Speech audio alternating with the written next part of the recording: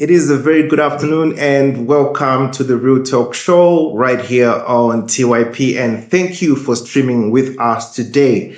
Today we dive into a very, very interesting topic.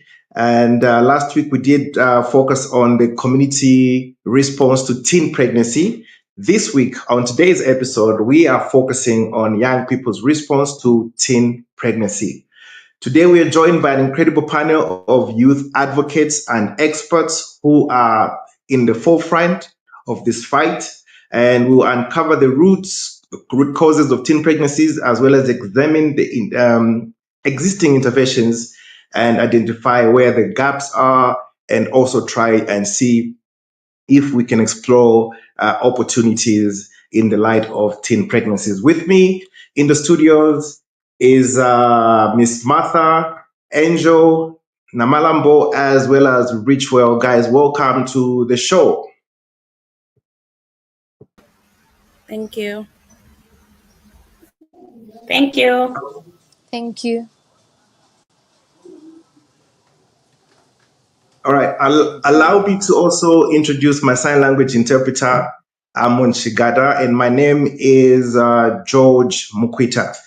So let's start by introducing our esteemed guest. Could each one of you briefly tell us who you are and what you do? We'll start with Miss Martha. All right. Good afternoon, everyone and the viewers. My name is Martha Ndlovu. I'm a program associate for Charles D University that runs a project called Rise Up. This project accommodates adolescent girls and young women between the age of 14 to 15. Thank you. All right, so we'll move on to Angel. Welcome to the show once more. Thank you so much. My name is Angel, Angel Babidie from Uganda. I am the co-founder of a grassroots organization called Us for Girls Foundation that addresses sexual reproductive health and rights challenges faced by adolescent girls and young women. But away from that, I'm also serving as the president of AFRIAN, East and Southern Africa, where I amplify young people's voices, particularly in areas around sexual reproductive health and rights, and push for youth-centric policies and programs across East and Southern Africa. Thank you. Thank you so much. We're so happy you could join us all the way from Uganda. And Namalambo, welcome to the show once more. Thank you. And thank you for having me.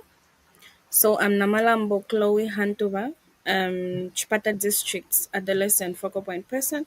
So I coordinate, plan adolescent services in the district. Thank you. All right, thank you. We seem to have lost Richo there. I hope you'll be able to come back to join us. So let's kick off from a bit with Angel. From your perspective as an advocate for young people, what is the immediate feeling or response among peers when the topic of teen pregnancy comes up, and how do young people generally perceive this issue, especially from the Eastern African context? How do young people perceive this issue of teen pregnancy? Thank you so much, George, for that question. So when it comes really to teenage pregnancy in East Africa, I think young people really there is sharp tension between familiarity and frustration and betrayal, for lack of a better word. Familiarity in that many of us have actually witnessed teenage pregnancies in schools, in communities, even within our own families, and the recurring sentiment just becomes, why does this keep happening? And sadly, the dominant perception in society is that it's still the girl to blame. But among young people, especially young girls, there's a growing recognition about it, for example, being an issue of power, of inequality, of systemic failure, and things of that sort. And many of these teenage pregnancies are not just accidents. They are outcomes of unbalanced power dynamics are often involving maybe older men or people in power. So there's really that perception, but then also that most of the teenage pregnancies are also linked to child marriages and these child marriages are actually officiated by religious and traditional leaders who are supposed to protect the young people. So at the end of the day, that ends up deepening the sense of betrayal and making people wonder, why does this keep happening, and also where is the accountability involved, because for so long this has been perceived as only a girl's issue. So now people are asking, young people are asking themselves the question of, why are boys not, for example, receiving education about consent, about contraception, about respect, and things of a sort. But amidst all that, really, amidst all those challenges, there's also like growing momentum where young people are also pushing back and demanding for age appropriate information, demanding for pushback against harmful gender norms that promote teenage pregnancy, and also demanding for support for teenage mothers. Yeah. All right, thank you so much.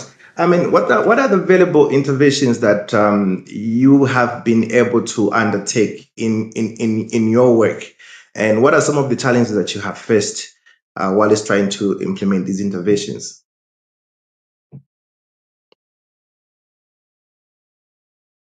Right.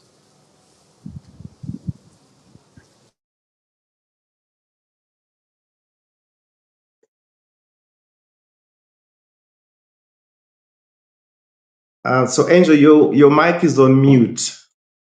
Your microphone is on mute. Oh yeah. Apologies for that. Yeah. I think I'm going to start more at grassroots level, and then we can see what's also being done at regional level, because I know that there's work that's being done by young people at the grassroots where, for example, they're carrying out school outreaches, they're having school clubs, and also creating safe spaces so that young people actually are able to talk about, for example, their bodies, different bodily processes, and things of a sort. Because when it comes to teenage pregnancy, some of the factors that have actually led to it is lack of factual information. I'm going to give an example from Uganda. There is a time when we were at a school, and one of the children told us that the reason why girls are actually getting pregnant is because they're having sex while lying down. And this child demonstrated using a bottle that had water, and he threw it up in the air, and he said, "See, what goes up must come down. If kids are having sex while, if you have sex while lying down, you're definitely going to get pregnant. But if you have sex while standing, what goes up must come down, so you won't get pregnant." And we were in awe. We were like, "What?" And that's not the only thing. We've seen girls being told, for example, to jump 7 times after having sex to prevent pregnancy. So there's a lot of social and cultural myths and misconceptions. So what young people have done, for starters, is to recognize that gap and say, how do we at least deliver factual information to these young people in their schools, maybe through school clubs? How do we create safe spaces to kind of have that conversation and engagement so that they know what is factual and how to actually prevent these pregnancies, for starters? And because it's a deeply social and cultural issue, there's also been cases where young people have also facilitated community dialogues and really pushing for those intergenerational dialogues, maybe with community leaders like religious and traditional leaders, to really demystify some of these things, but then to also talk about the devastating effects of teenage pregnancies that they have to both girls and the babies that they have generally, to the community and the country at large. And then when it comes really to national level, I know that countries have taken a lot of action, be it from legal reforms to policy frameworks. We've seen a lot of them implementing things like the return to school guidelines. We've seen the ESSA ministerial commitment. We've seen the Education Plus initiative in countries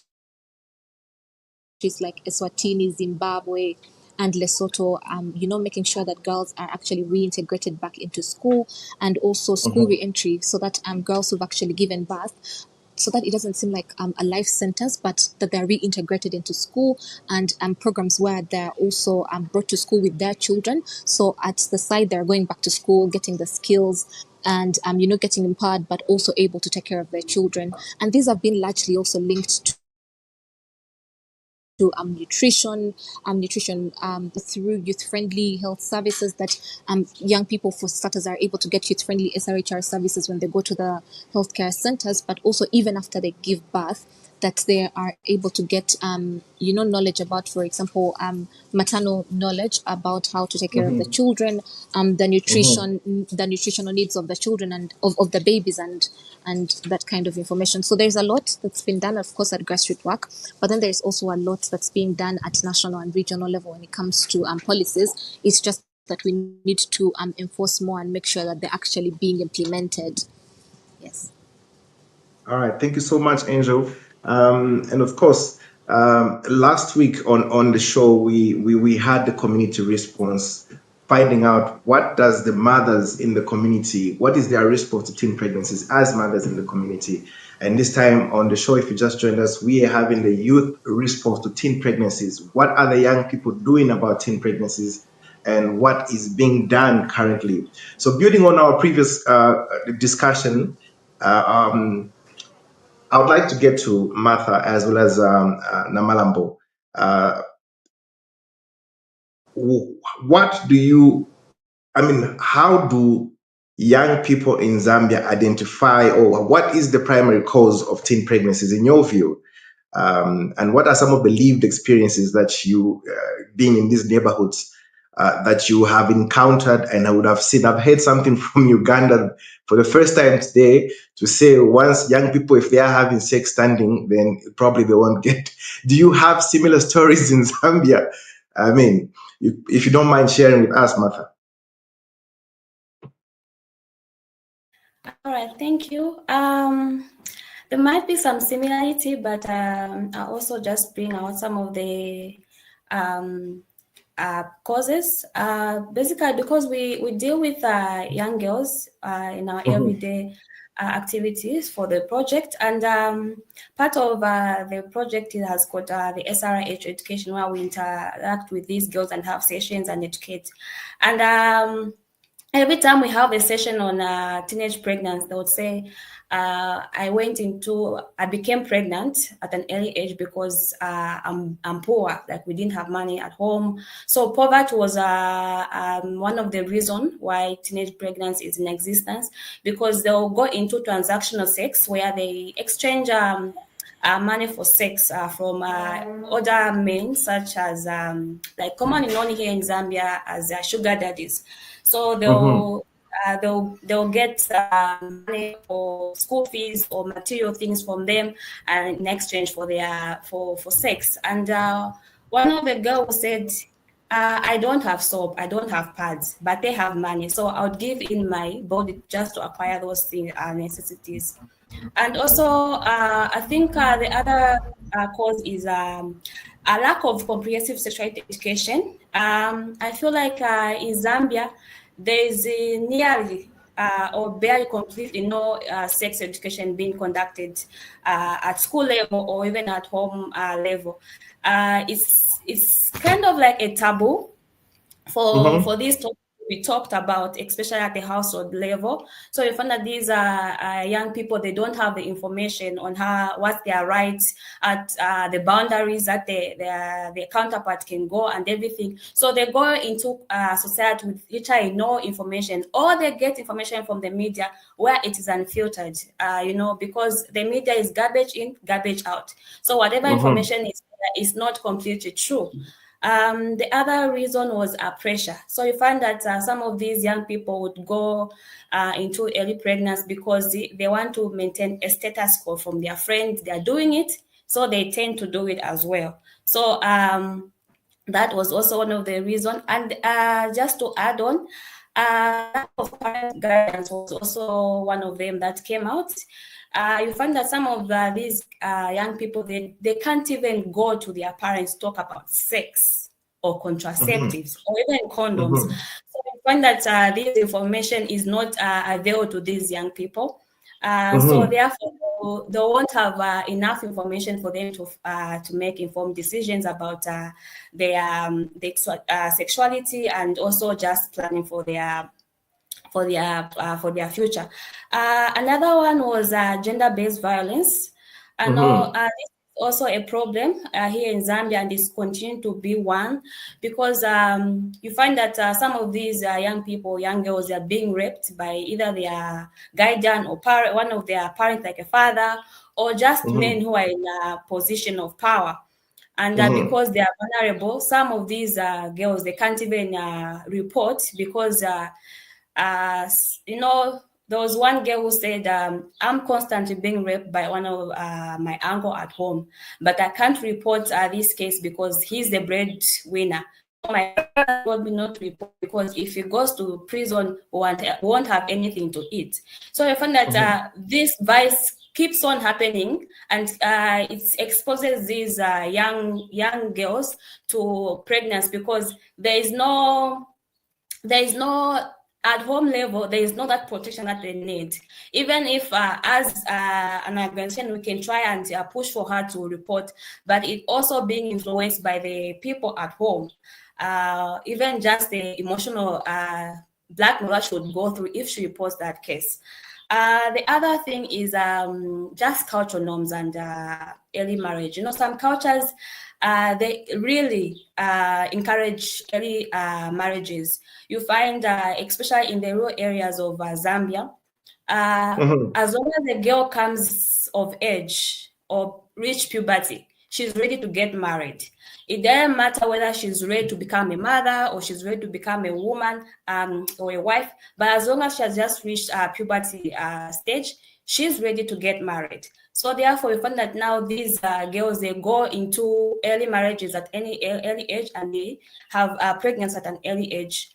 And also, another thing is the lack of information on sexual debuts. You find that some of these girls are being exposed to other culture. This what has become a global village where we can see how life is outside, the country. So you find that some girls who see it normal to have a boyfriend or to have sex as early as 14 or 15, because the American culture or the Western culture, they are doing that.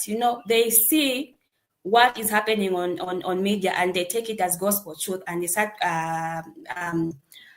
practicing that. So you find that these girls, they engage into sex at an early age, even before they even mature, to indulge in that activity. So I think that was one of the reasons. And then lastly, I think limited access to youth-friendly spaces or services was one of the reasons. In Zambia, I think not all health facilities have got a youth-friendly corner. Only a few. I think it can be less than 50% of the health facilities have got youth-friendly spaces. So you find that these girls, they'll fear to go to the hospital to access contraceptives or condoms or just education because they don't want to be judged by the elder health workers. It's not everyone who's been trained to handle adolescent. So I find that some of these older ones who ask a young person, "Why are you here? Why do you want to access condom at a young age? You want to indulge into sex?" So that also tends to lead into early pregnancy because they have no access to the contraceptives and condom that will prevent them from getting or having pregnancy at an early stage. So yes, those are one of the primary causes that the girls that usually come across pointed out as the root cause of teen pregnancy. Now, Martha, Yes. you've listed, this is very good. You've listed most of the challenges that we young people face, and that is very, very good. But now my question is, what is your response to those issues? How have you had time to address those issues that you have encountered, and how have you addressed them? So for the benefit of those who are listening, who have young people who haven't found the solutions, do you have the solutions, and what are those solutions All to right. a Thank you. numerous number of issues you've listed? Maybe you can put them as a bunch, if it's okay. Okay. There are quite a number that we have put or initiative were put in place to tackle this problem as an organization. First of all, we conduct SRH session education just at the site level. We work together with the youth-friendly spaces as well to just have community sensitization about these challenges that these young people face. We also conduct parents or caregivers meeting so that we can educate the parents or the people that they live with at home so that they start having these talks even at home so that they have information for them to engage or to have informed decision. I feel like if a person or a young person has got that sex education right from home and they go Mm-hmm. into the community and they face the challenge of, guys saying, no, let's have sex and everything, because they have that information from back home, Mm-hmm. they'll be able to know how to analyze or how to protect themselves. There was one instant that one of the girl, because due to lack of information, or she didn't have Mm-hmm. any information even from the mother, she indulged in sex with a boy because the boy refused to use a condom. He said that, how do you enjoy a lollipop with a wrapper? So me too, I can't enjoy you without with a condom. So, because they don't have this information, so they can't Yes. bargain for safe sex, and that will lead to pregnancy. So we Oh are yeah. really working hard to make sure that we educate both the young people and the community to make sure that this fight becomes a fight that is for all and not just living for the young people or the. Martha, before I get to Namalambo, not to interrupt, I want to find out. You had mentioned something to say young people that do not know how to speak to their parents as one of the issues that also contribute to them not getting the proper information. They end up just getting information that is inaccurate. Have you, in your interventions, have you found a way to bridge the gap between parents, and how have you done it? Is there any experience that you can share on how you managed to encourage the parent and the son or the daughter to say your daughter is at this age, she's sexually active, and maybe you can help her get onto family planning? Have you ever had such interventions in your implementation? Yes, we do. So we usually have two types of meeting that we usually conduct. The parents meeting where we just ask the members and also the parents, and then there's another Mhm. set where we bring both the young people and the parents in the same place, and they talk about their challenges, and also parents talk about their challenge and find a solution together. So you find that at times there are some clients or some girls who don't feel comfortable to be in one place. So we'll have a meeting, get their challenges why they can't even talk about this with their parents.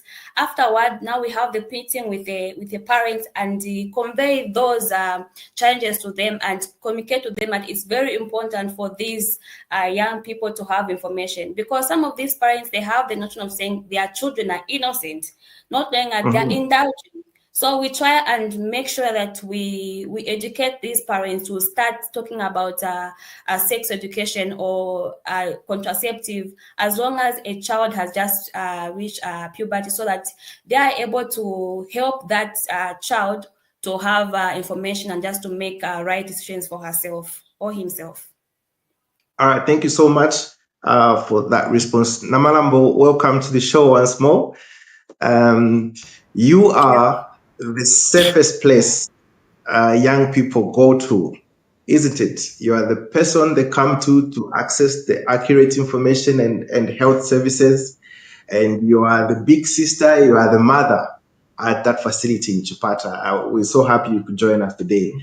Despite Thank you. several interventions from several organizations, um, uh, the teen pregnancies is still, the number is still going up despite the interventions. Where are we missing it? Okay, where are the gaps, and what can we do better? Okay, thank you. So I think we've tried.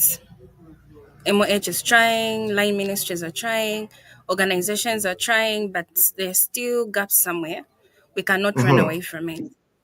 So I think other gaps could be parents and caregiver engagements, like Martha is from Mhm. mentioning. So I don't think that strengthens. There is minimal engagement of the parents and the caregivers by us, by other organizations. It's mostly us and the adolescents. So Mm-hmm. because there is minimal engagement between parents and caregivers each time we're doing having our interventions, you find that they're not creating a safe space for adolescents in their homes. Again, like Martha mentioned. So these Mm-hmm. children don't have a safe space from back in their homes. They cannot go Mm-hmm. to their parents or their aunties and open up because there are mental health issues, there are misconceptions they're getting from their peers or misconceptions they're Mm-hmm. getting from social media. So if there are safe spaces from home, before they could come to our safe spaces, adolescent friendly Mm-hmm. safe spaces, at least Mm-hmm. it should start from home. It starts from home. So that's a gap in Absolutely. itself. Yeah, I have seen. So there's no good relationship between the adolescents and their parents in homes. So, Then also please besides go that, I ahead. think that's the main gap. Besides all these interventions we're having, it's about safe spaces in their homes. What are some of Yeah. the? I know you're adolescent focal point person, and what are some of the issues that young people bring to you that you feel maybe this is a unique issue? Maybe it may not be even be a unique issue. What's some of the issues that you feel young people bring to you?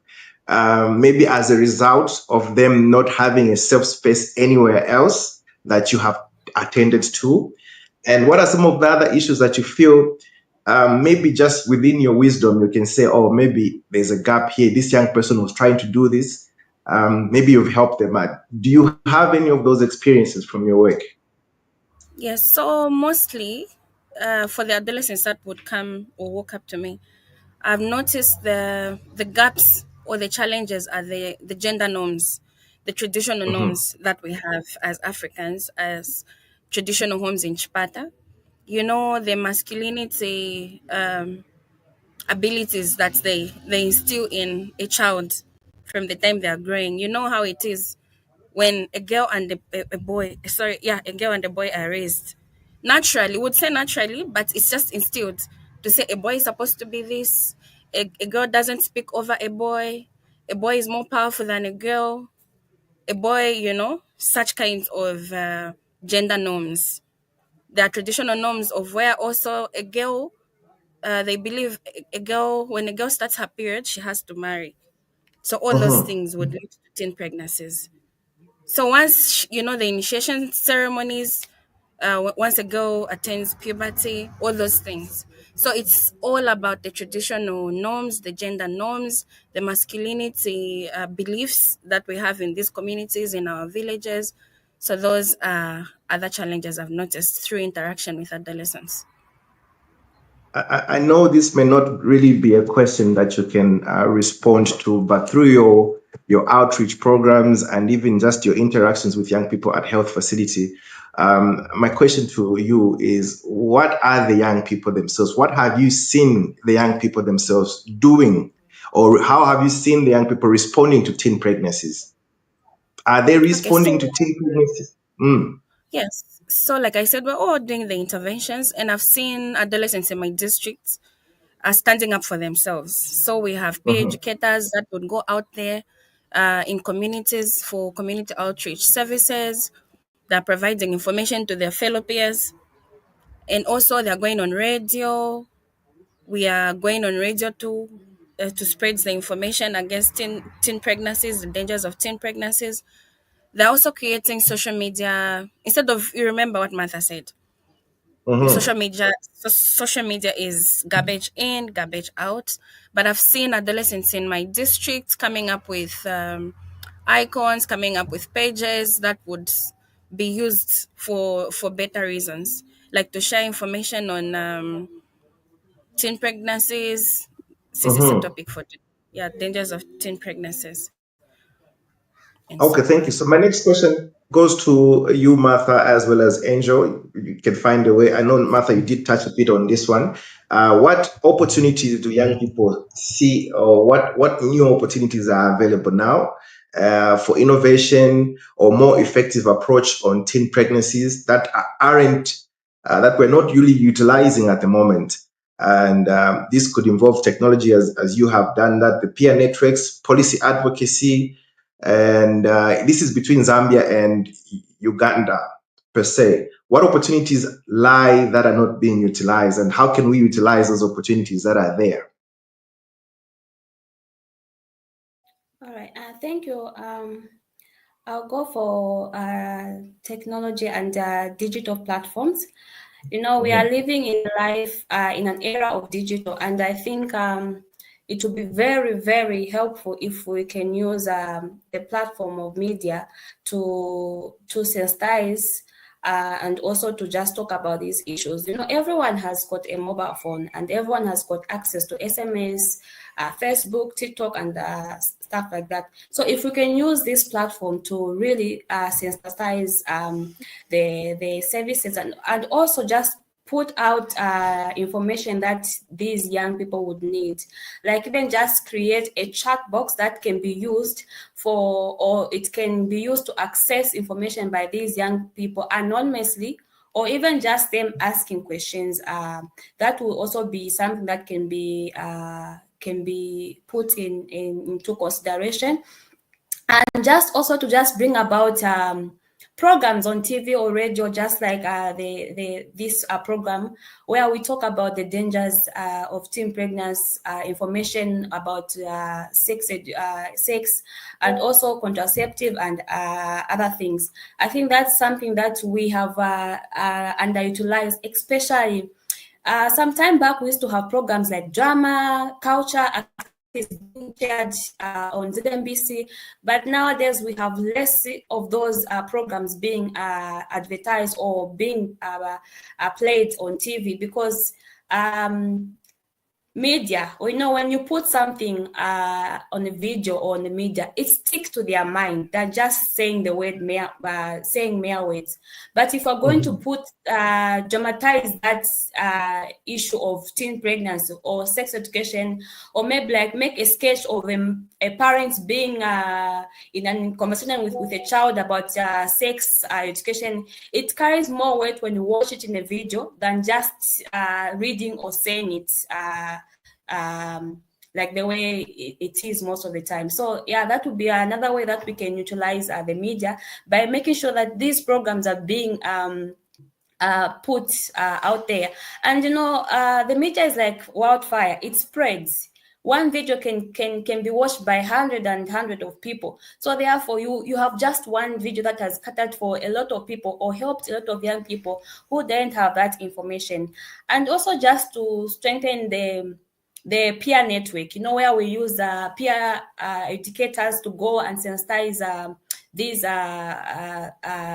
services to the young people, because these young people, they say we will understand when someone of our age is able to explain it to us than an older person or someone who's younger, because they say this person will relate to us more than an older person talks. So I think enhancing peer education or peer training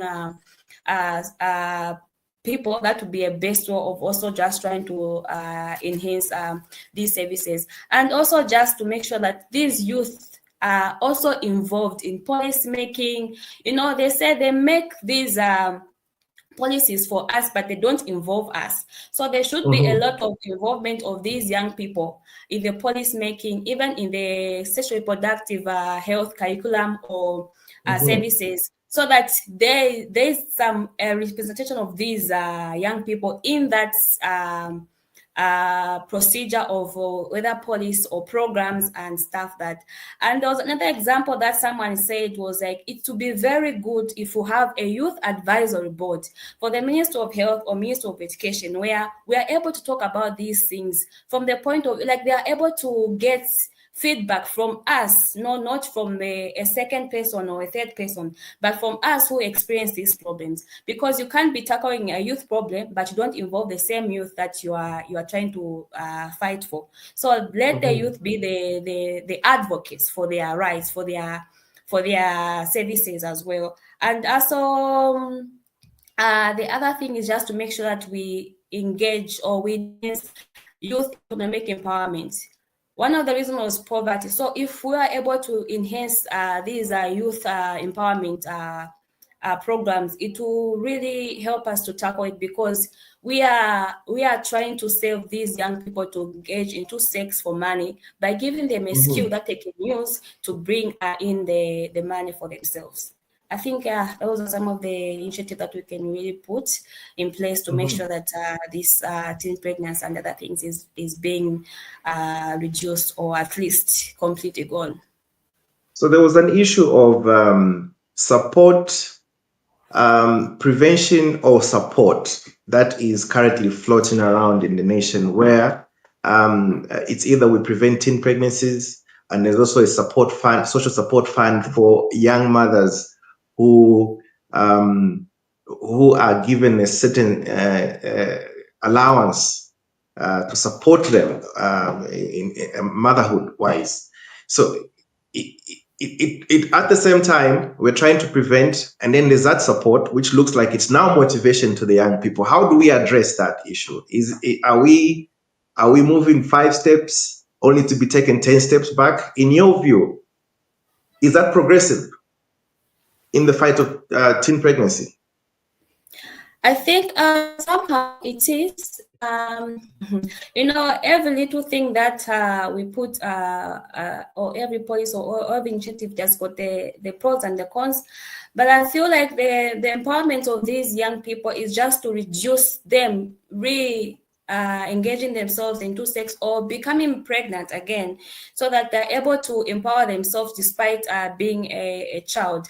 But I think it would be very helpful if certain criteria were put in place, so that not everyone, because if you find a girl who's pregnant and who's got a child and is having that support, and someone else comes to them and say, no, you're having this child and you have been having difficulties maintaining the child, they'll say, no, I'm having this support. But if there is a way that we can put a criteria to say it's not just because you became pregnant early, then we'll be giving you this money.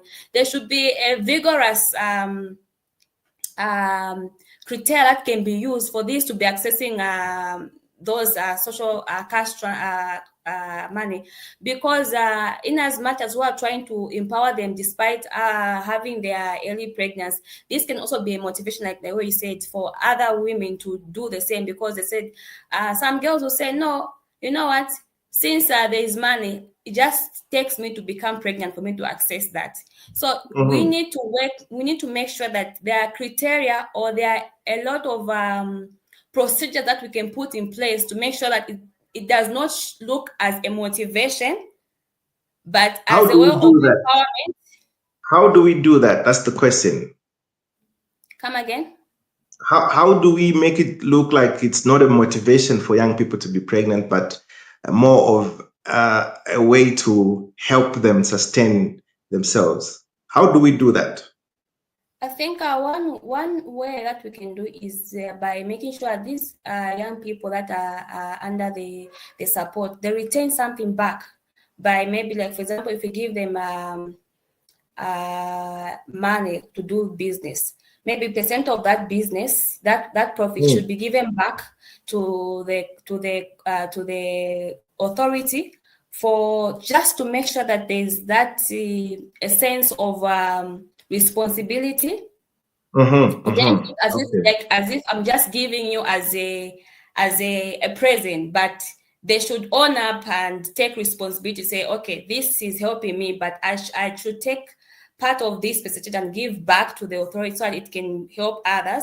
Because if we just leave it as a way of just giving them a package of, say, this is your business and start business, it becomes like a motivation. But there should be some responsibility of these people giving back to the authorities or to the community to help others. I hear you, Martha.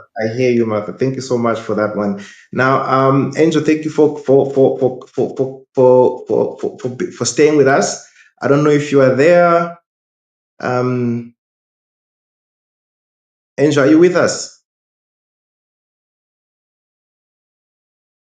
Or is it Namalambo? Okay, so Martha, I'll still get back to you this question maybe before we wrap up the show. On last week's show, we had the community, the ladies, the women from the communities that joined us on the show, and we were talking. And some of the things that we identified, the gaps that we identified, were that,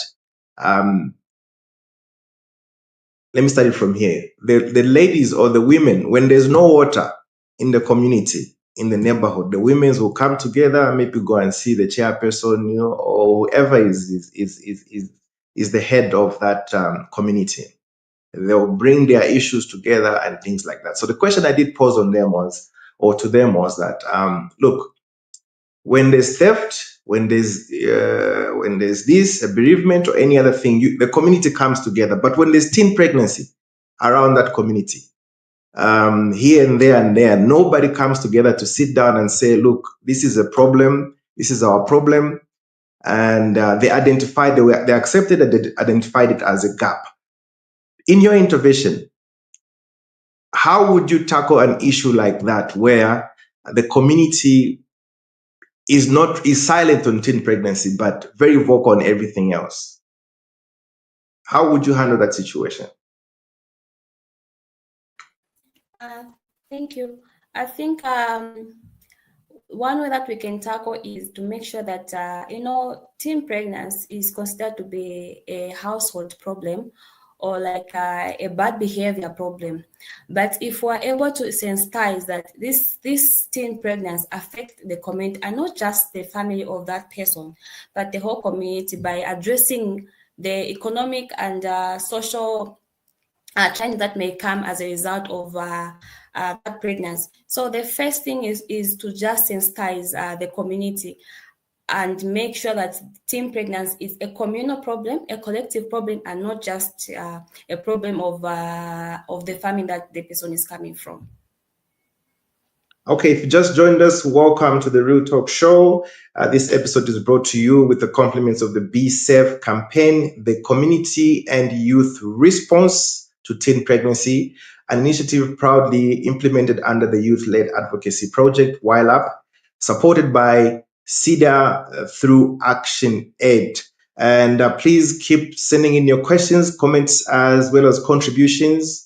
We'll be able to read them right here on the show. Before we wrap up today's discussion, this is the youth response to teen pregnancies. What is your response as a young person listening right now? What are you doing about teen pregnancy?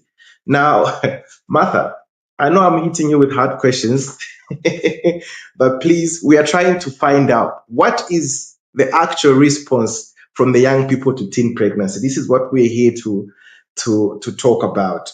And before we wrap up, or maybe as we wrap up today's topic, what message do you have to our listeners? What is a call to action? What can we do as individuals? What can we do as groups, partners, or those in a relationship to contribute to the fight against teen pregnancies? What can the young people do?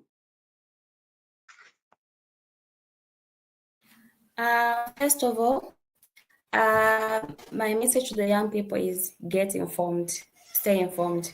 When you speak about something, you get knowledge about it. Speak out and try and have information from different sources, not just stick to one place like media. Consult. Zambians, we have the tendency of lacking in reading, but when you have information from different places, it helps you to really make informed decision because you have different consultation about that issue. So, and also learn to speak up, break the silence. When something happens to you, don't just keep it to yourself. Just because this person is my uncle, is my father, speak out, because that is your health.